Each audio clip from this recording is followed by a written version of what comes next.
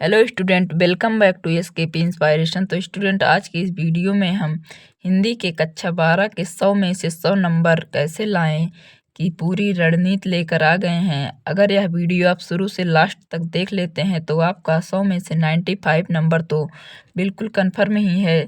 चलिए आपको बताते हैं कि कहाँ कहाँ से नंबर आते हैं, कितने नंबर का कौन सा टॉपिक आता है। तो स्टूडेंट, सबसे पहले आता है खंड का। खंड का में 55 नंबर का होता है, जिसमें से गद्यांश, पद्यांश, साहित्यिक परिचय, कहानी, खंड काव्य और बहुविकल्पी रहते हैं। तो आइए बताते हैं कि गद्यांश का सबसे ज़्यादा महत्वपूर्ण चैप्टर तो बहुत सारे हैं, लेकिन केवल आप 3 कर लीजिए, 3 में से गद्यांश जरूर आएगा। तो स्टूडेंट, सबसे पहला आप राष्ट्र का स्वरूप याद कर लें, उसका गद्यांश पर आधारित प्रश्न, और उसके बाद अशोक के फूल वाला चैप्टर पूरा याद कर लें। उसके बाद भाषा और आधुनिकता। बस आप केवल 3 चैप्टर तैयार कर लें गद्यांश में, आपका 10 में से 10 नंबर पक्का हो जाएगा यहाँ पर। और दूसरा है पद्यांश। पद्यांश में भी 10 नंबर का आता है। उसमें आता है रेखांकित अंश की व्याख्या और संदर्भ, और प्रश्न आता है, 5 प्रश्न रहेगा और वो भी 10 नंबर का रहेगा। आप पवन दूती का याद कर लीजिए, कैकेयी का अनुताप और श्रद्धा मनु। बस केवल 3 चैप्टर आपको याद करना है और 10 में से 10 नंबर बिल्कुल कंफर्म हो जाएगा। तो 20 नंबर अगर आप इतना याद कर लेते हैं तो 20 नंबर आपका तैयार हो गया। और सबसे ज़्यादा महत्वपूर्ण है साहित्यिक परिचय। साहित्यिक परिचय में 5 नंबर का आता है गद्य से और 5 नंबर आता है पद्य से, तो ये भी 10 नंबर का हो जाता है। केवल आप 2 या 3 ही याद कर लीजिए। अगर आप 2 भी याद कर लेते हैं तो भी आपका 10 में से 10 नंबर पक्का हो जाएगा। अगर 3 भी याद कर लें तो और ही ठीक है। तो स्टूडेंट, आप 2 यहाँ से जरूर याद कर लें। और इसमें से भी मैथिली शरण गुप्त और महादेवी वर्मा, जयशंकर प्रसाद, इन तीनों में से प्रत्येक वर्ष लगभग 2 लोगों का पूछा जाता है। इसलिए स्टूडेंट, आप 2 लोगों का भी याद कर लेंगे तो भी आपको कोई दिक्कत नहीं होगी और पूरा का पूरा नंबर आपको मिल जाएगा। तो यहाँ तक अगर आप याद कर लेते हैं तो 30 नंबर का आप कर लीजिए। उसके बाद आता है कहानी। कहानी में केवल आप 2 ही याद कर लीजिए, पंचलाइट और बहादुर। इसमें आता है कहानी का सारांश लिखने को या उद्देश्य लिखने को। प्रत्येक वर्ष से ही 2 कहानी में से एक ना एक कहानी जरूर पूछी जाती है, तो आप पंचलाइट या बहादुर में से एक कहानी जरूर याद कर लें। उसके बाद आता है खंड काव्य, 5 नंबर का। इसमें से आप जो आपके ज़िले के अनुसार हो वही तैयार करें। जैसे मुक्तिपथ हो गया, और इसी प्रकार से तमाम प्रकार के हैं, अपने ज़िले के अनुसार उसके ऊपर लिखा रहेगा, उसे याद कर लें। ये 5 नंबर का हो जाएगा और ये भी 5 नंबर का रहता है। उसके बाद आता है बहुविकल्पी प्रश्न। बहुविकल्पी प्रश्न में आता है 5 नंबर गद्य साहित्य से और 5 नंबर पद्य साहित्य से। केवल आपको ऑप्शन में टिक लगाना होता है बस। आप यहाँ से भी 10 नंबर कन्फर्म कर सकते हैं। तो 10 नंबर यहाँ से और 10 यहाँ, 20, 10 30, 10 40, 10 50, 50 नंबर का आपका पूरा हो जाएगा। उसके बाद खंड खा। खंड खा में स्टूडेंट आपको, उसके बाद खंड खा में आएगा संस्कृत का गद्यांश। संस्कृत का गद्यांश आएगा। संस्कृत गद्यांश में केवल आपको 3 चैप्टर, लगभग 2 ही चैप्टर से आता है गद्यांश से, संस्कृत भाषाएं और महामना मालवीय।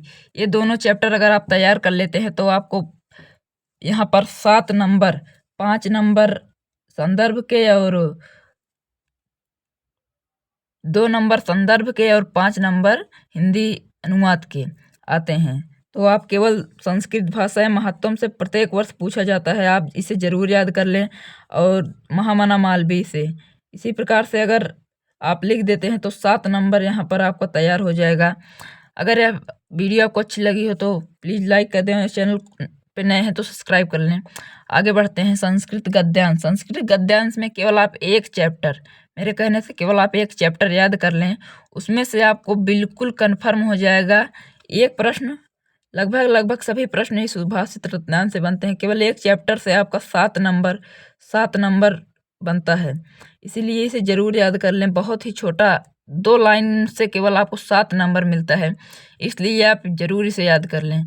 मैंने एक वीडियो में संस्कृत के गद्यांश और पद्यांश कैसे लिखे, इसका वीडियो बना, उसे जाकर आप जरूर देख लेना, बिल्कुल आसानी से आपको समझाया है। उसके बाद आता है आवेदन पत्र। आवेदन पत्र पर केवल 4 आवेदन पत्र आप याद 1 आवेदन पत्र आप याद कर लें।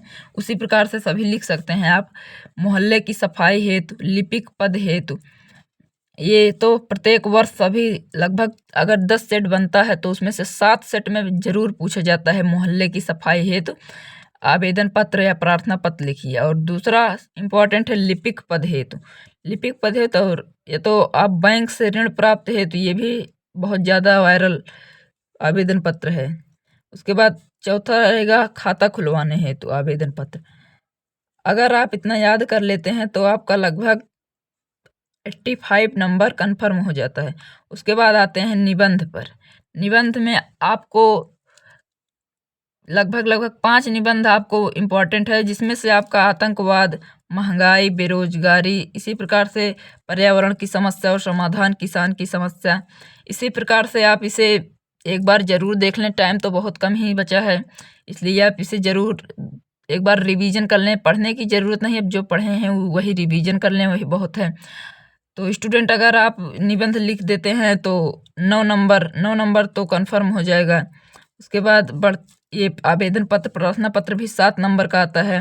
इसी प्रकार से आप लिख देंगे, किसी न किसी एक तो ज़रूर फंसेगा। उसके बाद आता है हिंदी व्याकरण।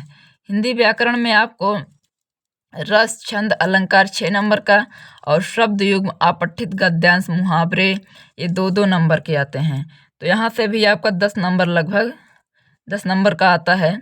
इसीलिए हिंदी व्याकरण तो बहुत ही सरल है। रस, छंद, अलंकार आपको याद ही होगा, नहीं याद होगा तो मेरी एक वीडियो रस, छंद, अलंकार पे बहुत ही सरल में केवल 3 मिनट में तीनों चीज़ समझा दिए हैं, उसे जाकर आप देख लीजिए। तो इसी प्रकार से आप अपनी तैयारी बेहतर बनाइए और बोर्ड एग्जाम में 95 प्लस लेकर आइए, आपका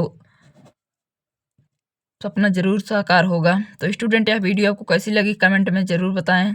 अच्छी लगी हो तो एक लाइक कर देना और चैनल पर नए हो तो सब्सक्राइब कर लेना। धन्यवाद।